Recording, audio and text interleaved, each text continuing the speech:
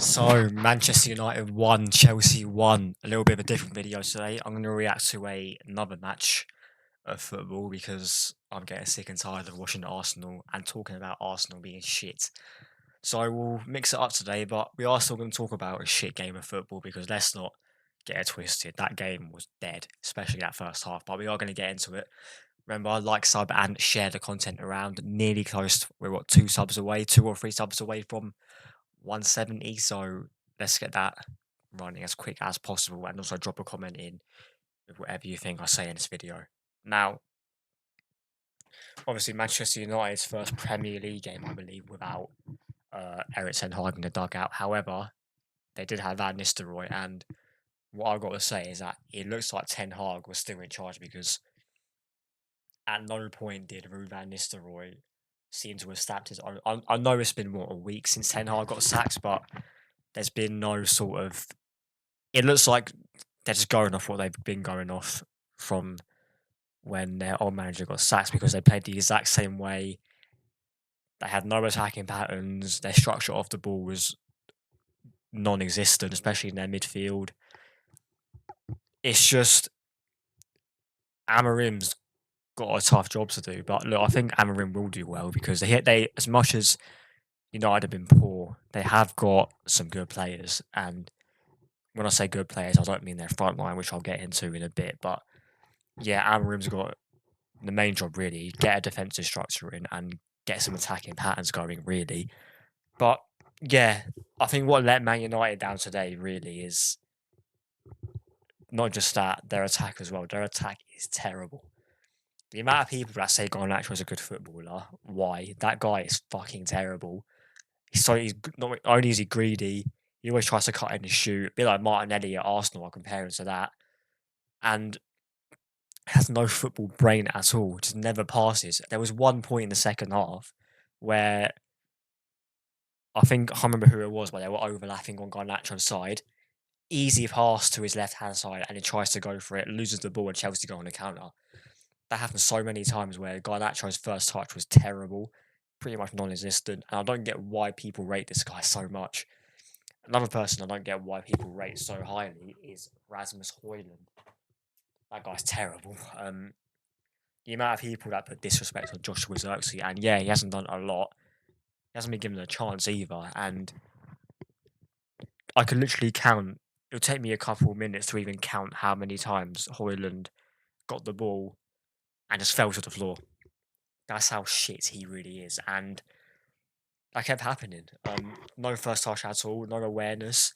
Him and Garnacho, especially Garnacho, no reading of the game when making their runs. They kept being offside.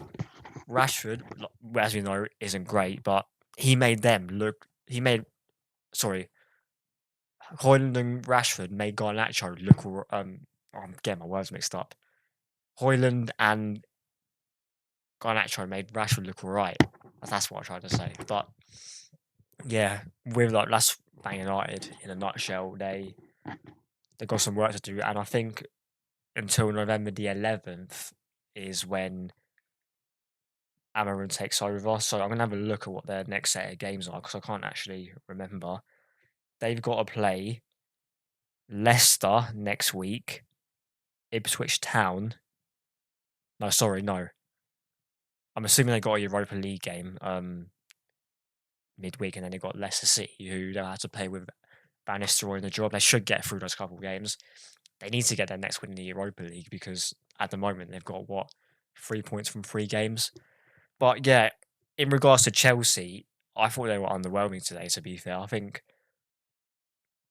the level that Man United were playing at was so shit, it made Chelsea look like that as well because their defence, especially of Reece James, and we'll get to Sanchez in a minute as well, he wasn't that great today.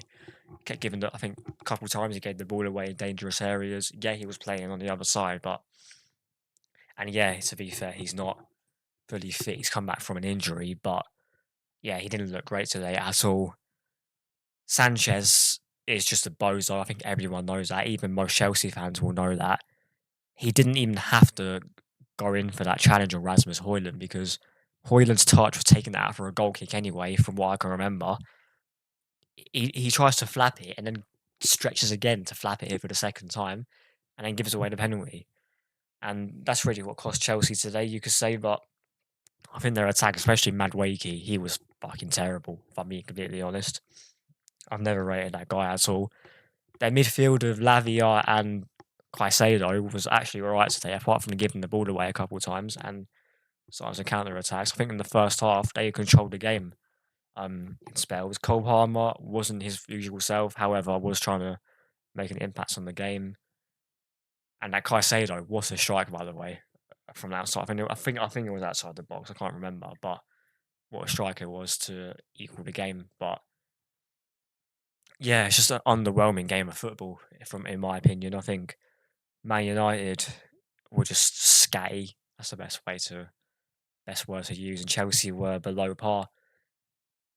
And that Chelsea have got Arsenal next, so that will be interesting. I think they've got a Conference League game midweek. Arsenal have got Inter Milan at the San Siro, but it'll be interesting to see how what the build up to that game is like. But that's it from me. Remember, like, sub, and share the content around, and I'll see you lot in a bit, probably for the game against Inter Milan, the preview, which I can't remember if it's Tuesday or Wednesday. I'm assuming it's Tuesday, but I'll have to have a look at that. But yeah, watch out for that video, and remember, I'll see you lot in a bit.